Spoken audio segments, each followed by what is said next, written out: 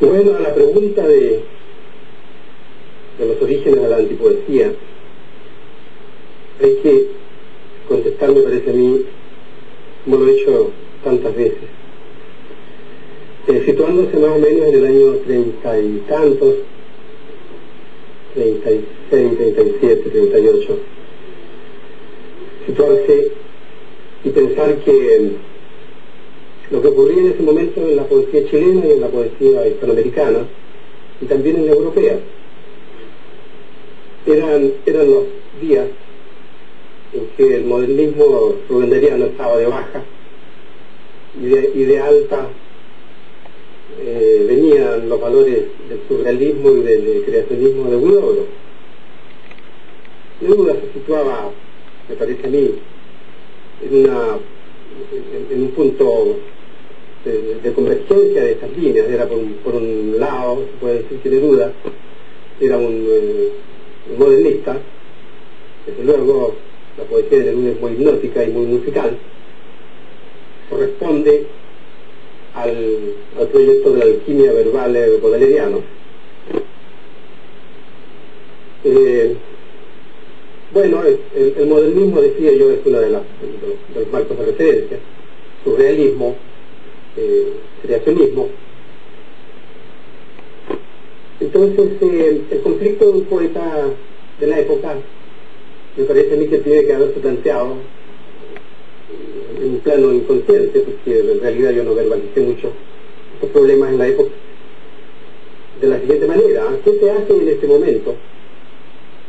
El modernismo ya parece que no corresponde a las exigencias del momento, y por otra parte el surrealismo no ha realizado su programa. Es decir, el surrealismo no fue el psicoanálisis de Logos o el psicoanálisis freudiano, no, que fue un psicoanálisis que operó, me parecía a mí en el plano exclusivo de las palabras, de manera que lo que se hizo fue una retórica, una nueva retórica.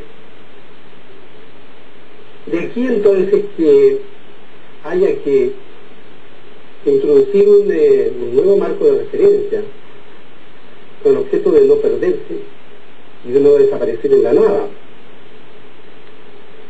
Yo me di cuenta entonces que había que buscar alguna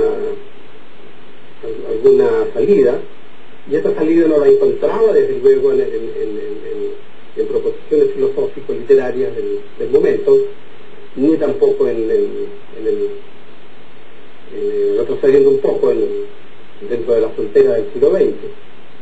Me pareció entonces que había que retroceder un poco más, o sea, recurrir a lo que podría llamarse el método histórico-crítico, y con el objeto de ver en qué momento se había producido la arteriosclerosis de la poesía, el endurecimiento, la desvitalización. Y llegué evidentemente al Renacimiento. Me di cuenta de que las cosas venían mal, o creí que venían mal. Todas estas son nada más que composiciones de lugar, y sobre todo reproducciones de situaciones más o menos reales.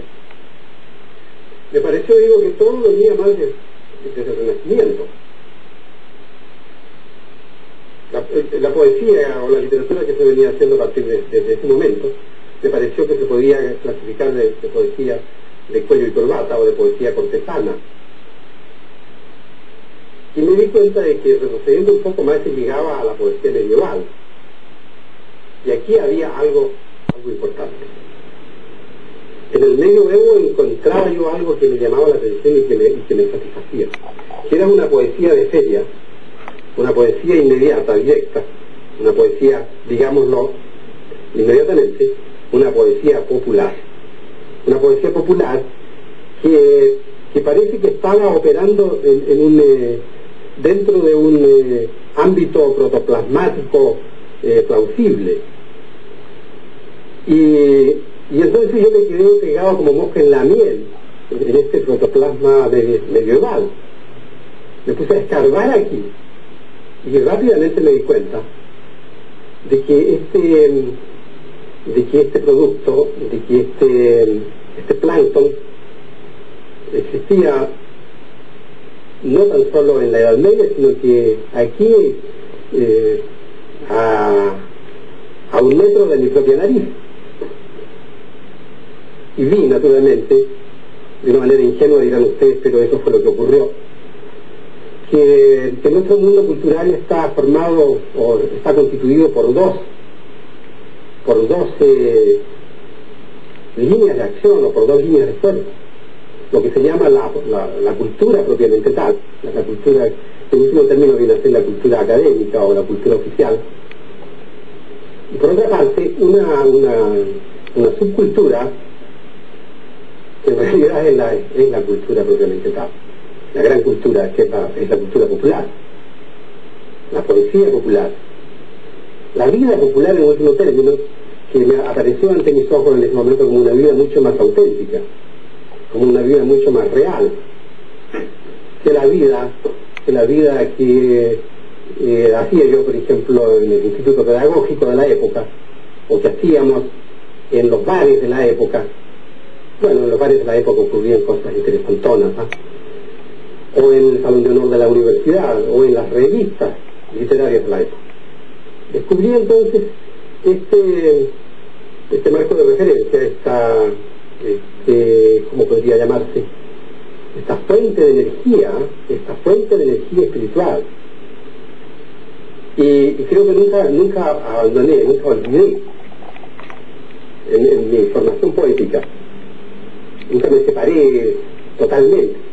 Desde luego, me pareció que había un problema lingüístico, un problema de lenguaje, que estaba resuelto en la poesía popular. El poeta no habla un lenguaje, un idioma de su propiedad, una jerga particular, sino que habla la lengua de la tribu.